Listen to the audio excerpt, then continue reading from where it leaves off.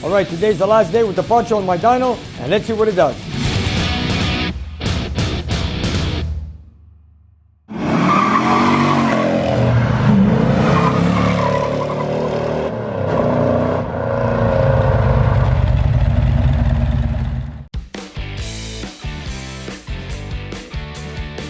Welcome back to Nick's Garage and the Dyno Room.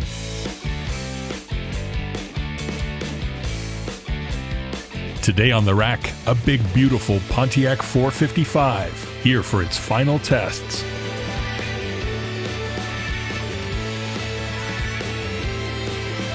You might recognize this engine from an earlier video. The owner decided he wanted a different cam and carburetor combination. So Nick has built him just that.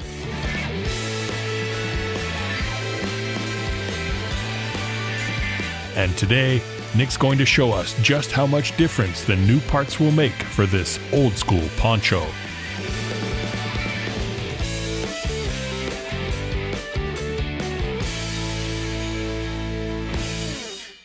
Hello, welcome back, and I'm Nick.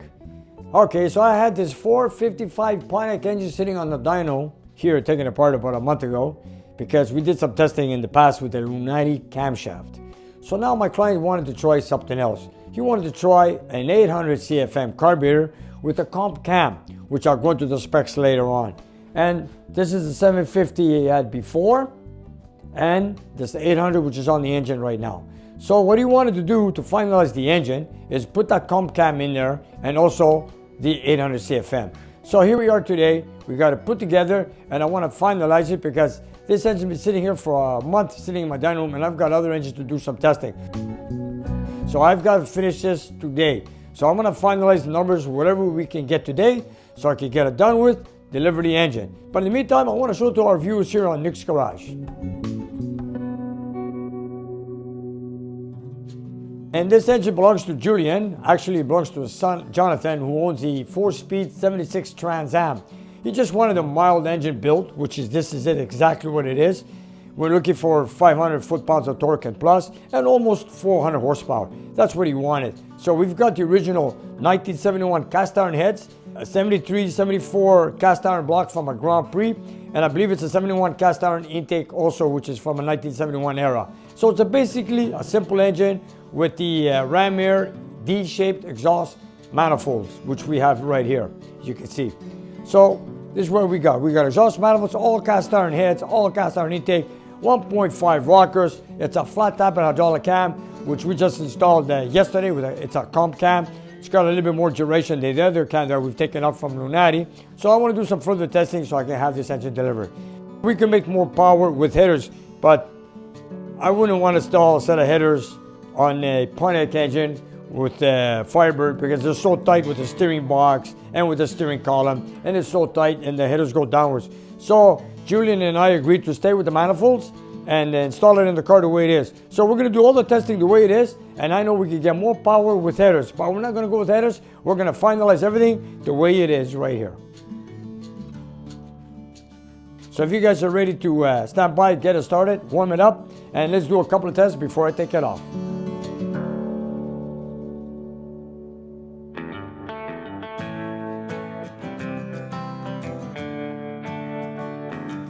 We'll turn on the main power supply, put on our battery charger,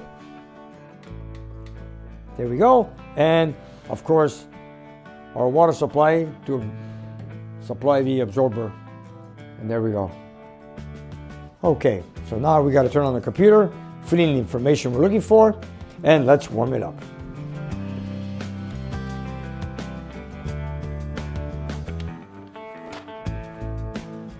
You know, usually when I put engines on the dyno, I run them for a couple of days, maximum maybe 3-4 days. But this one here has been a month.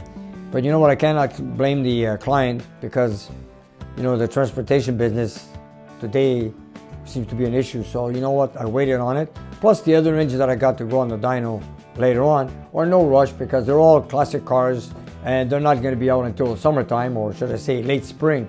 So in the meantime, I still have time to put them on the dyno. So let's get this one going and After looking at it for a month in my dyno, it broke a record for such a long period of time in my dyno. So anyways, here I am today, got the cam, it's installed, and let's see how it goes. I got my dyno when it was set up at the old shop when we were in the downtown location before. We got it in the year 1999. So it's about 22 years now we're running with this dynamometer. We had some upgrades done 3 years ago. We changed all the electronics, and here we are today. And you know, it's very rare to see an engine dyno in this city. Not too many people have it. I'm one of them, and there's more chassis dynos out there than there is engine dynos. But you know, I like building engines, and I'd like to dyno test every engine I build, because you know, before you install it to a car, you want to make sure it's running good, no vibrations, no noises, no leaks. You want to check the oil pressure, valve lash, braking on the cam, air fuel ratio, and everything else, you know. And you want to finish off the package on the dyno, and then you might do a fine tune up with the carburetor on the car. But that's when you road test the car and you do it. But in the meantime, the basics, it's all done here in this room. And here we are today, 22 years later. I've got engines, I've got clients from so many different places, and now I've got people all the way down in Qatar watching me. And from Australia, from New Zealand, Europe, South America, Africa, you name it, every continent. And it is really surprising that this little room, with the media we have today, I have this exposure showing the whole world what I do here in my dyno room. So welcome everybody, let's do some dyno testing, see how this Poncho does. Let's get some fresh fuel in there.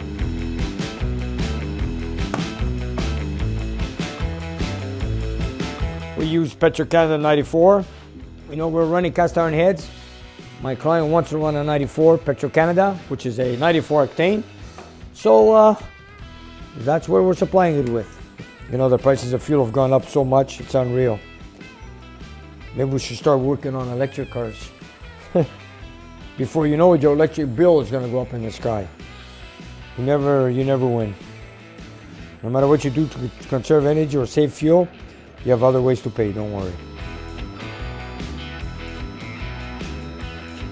Let's see what we got. Oh, okay, we're good. Okay, let's get it started. Okay, O2 sensor on. Here we go. Fuel pump. We'll give it some gas. It's got no choke, and here we go.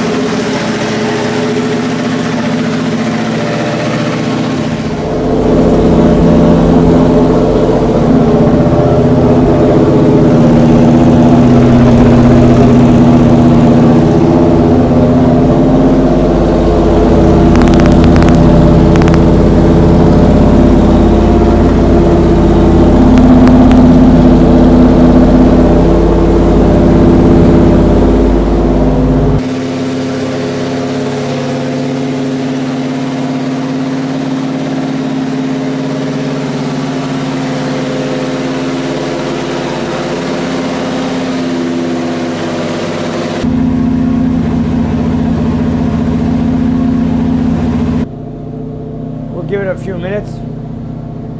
I'll shut off the water pump so it'll heat up much faster. Well, it's a crappy day for testing. It's warm outside, not too cold, and it's very humid. It's raining, so we're not going to make the best power, even though we go into the standards SAE corrected power, but it doesn't matter. We're going to do the best we can. I just want to compare this comp cam that we just got lately compared to the other cam that we just taken out, Lunati. So this cam is a little bit more aggressive. I'll show you guys what we've done so you understand. So let me just get it warmed up. Let's do some testing and see what the results are, and we'll take it from there.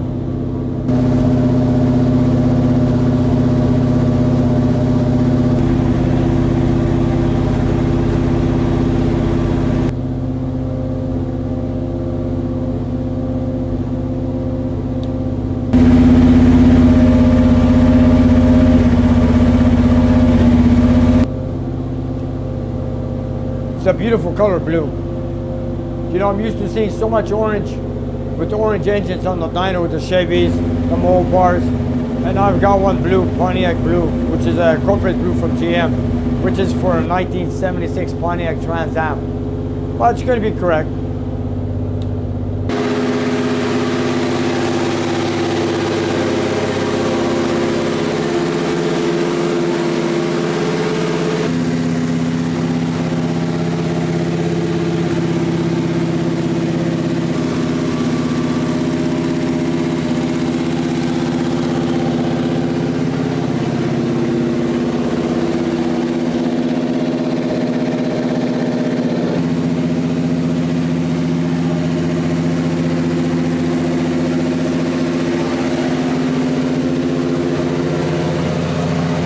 You know, before we do any testing, we got to make one test to heat sink the block.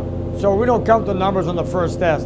They're usually lower than usual, but I like to get the engine heated, get the oil hot, get the block cast iron warmed up, hot I should say, like operating temperatures of around 160, 170 degrees, sometimes maybe a little bit less.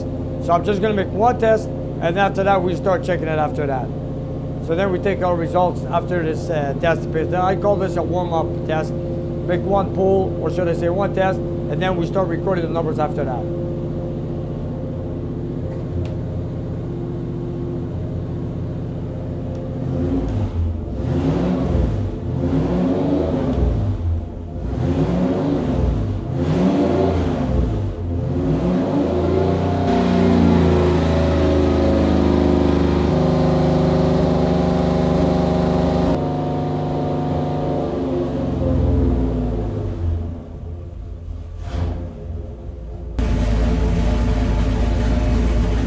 Item 800. I'll just bring it up a little bit. Give me a second, I'll be right back.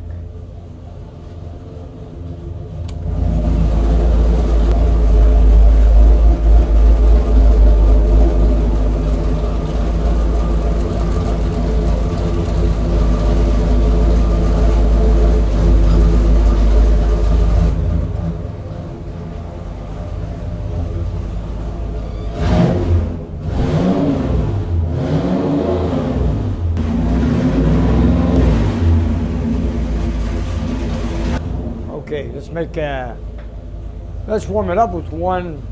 Here we go. Turn our ventilation on.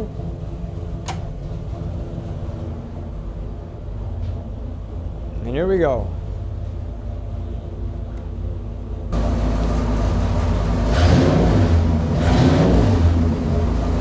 We're going to take this engine from 2,800 RPMs till 5,200 RPMs. We don't need to go higher because all the power comes in before 5,000 RPM. Here we go.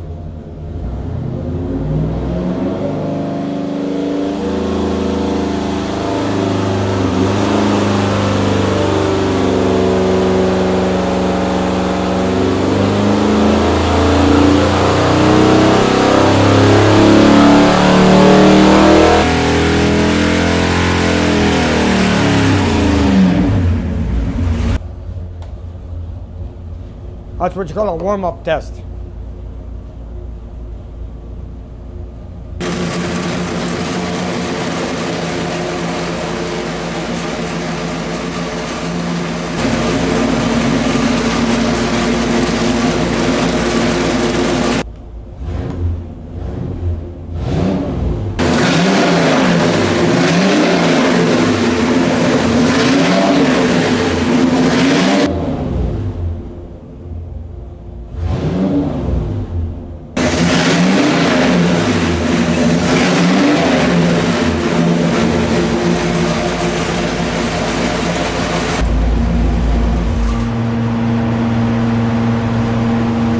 I just want to show you guys something. Shut off the fan. I just made a fast warm-up test just to show you guys. I'm looking at this, but I know it's running lean, super lean. But I don't want to make another test. What I'm going to do is I only got a set of rods, a thin set of rods for the secondaries. So I'm going to replace them right now before we do any further testing. I'm showing a very lean burn mixture on the full throttle. So I'm going to take off the turbine. replace the 2 rods that I received this morning. They're very thin compared to the ones I'm going to take out, I'm sure. But like I said, the gentleman who designed this carburetor was designed for this engine setup. But it's running lean, so I just got my rods last night, so let's switch them over. So, well, the power wasn't too bad. Here we go. We got like 500 foot-pounds of torque and under corrected power. I'm sorry, under corrected torque, foot-pounds of torque. And the horsepower is like 386 almost. But doesn't matter, that was just a warm-up test. So let's change those rods on the back and let's start doing our testing. Here we go.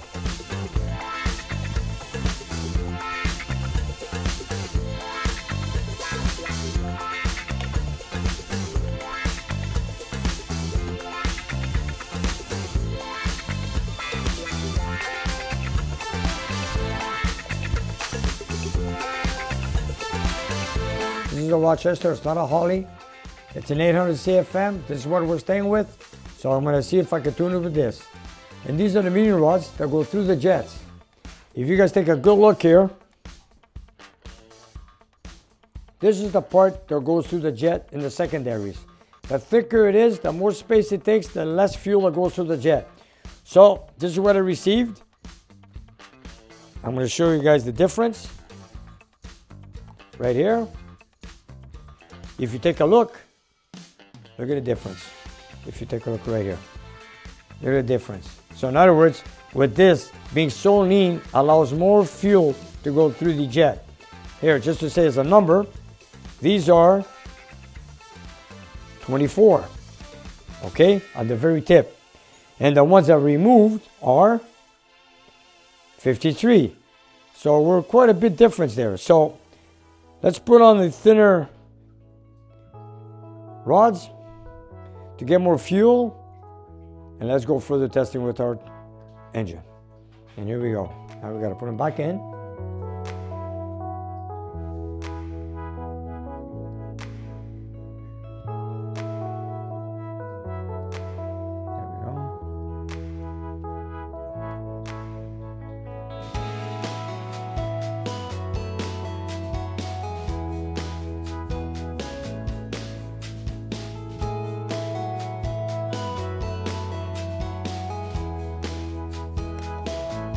I just want to show you guys something.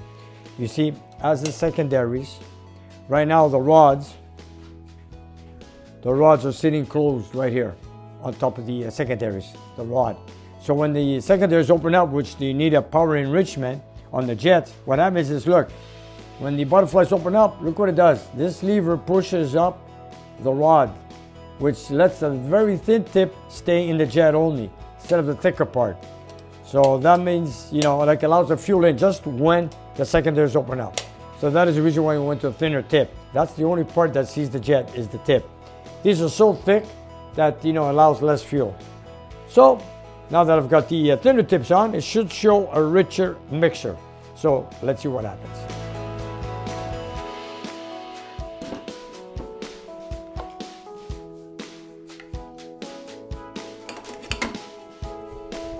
Okay, I think we're all set up. Let's go start our testing.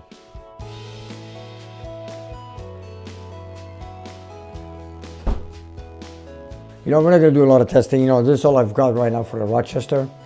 But our goal is to finalize it, and this is what we're going to finalize it with. I got the thinner rods. I don't have any other thinner rods at the moment.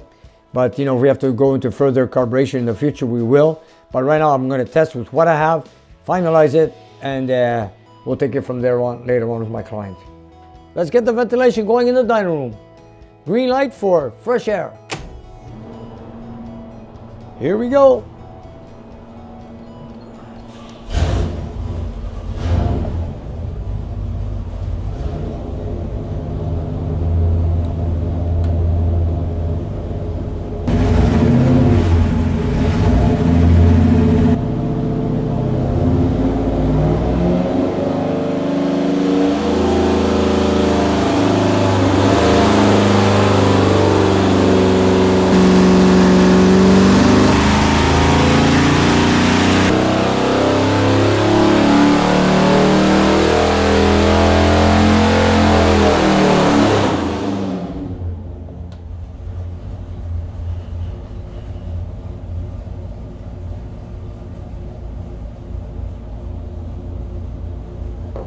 good.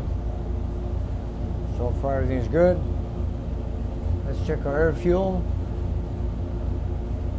Still not perfect. I still would rather run it rich. Okay. I'm not going to play with the timing. I've already played with it back and forth with the other carburetor with the same air fuel ratio. But in the meantime, let's see what we've got.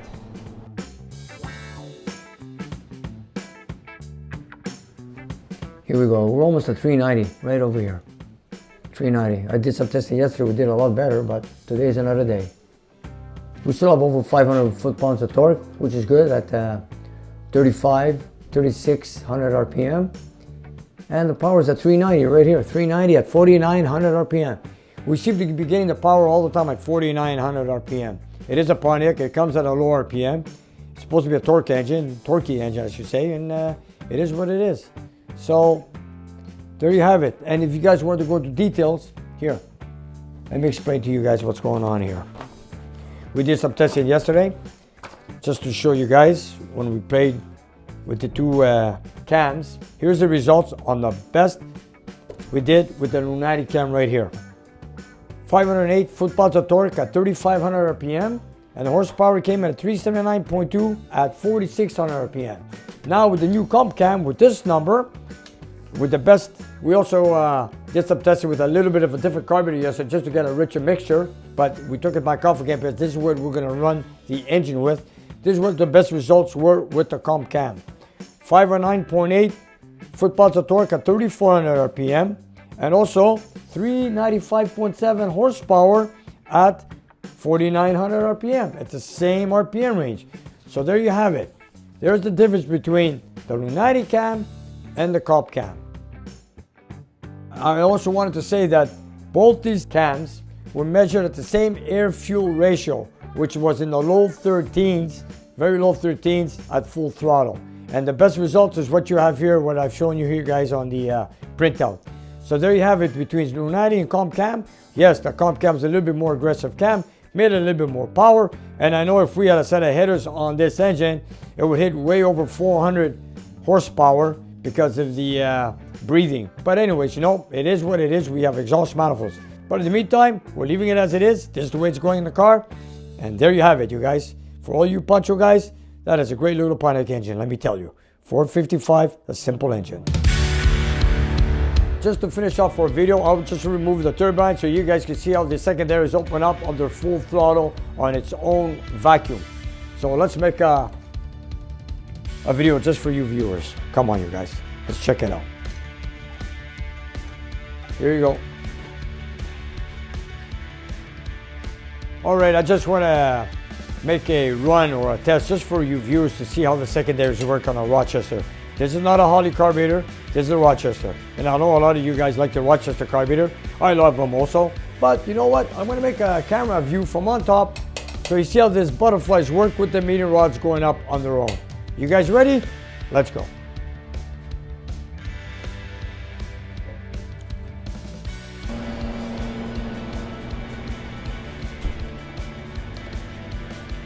I just wanted to say something. You know, people were telling me, you know, when you play with air fuel ratios, you play with the timing.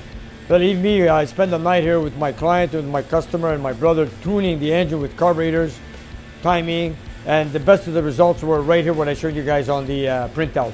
But anyways, right now, it is what it is, and I just want to make a video to show you guys how this carburetor works. Let's go.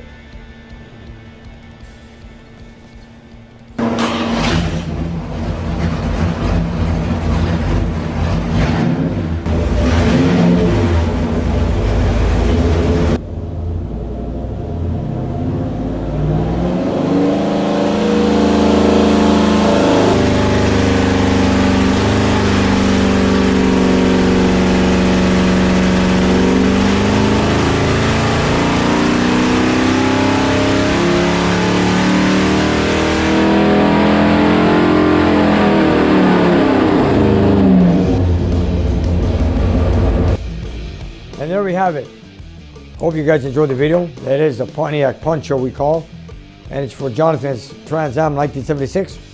So there you have it, you guys. A nice, beautiful Pontiac engine. Just a mild engine for a street cruiser with a 4-speed car.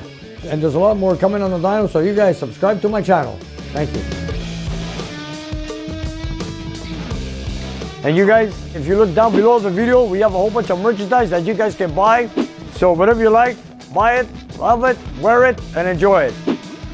And help spread the word of Nick's Garage. And if you have some time, check out our Patreon page. We have extra content and you guys can watch it and take it from there. And we'll see you next time.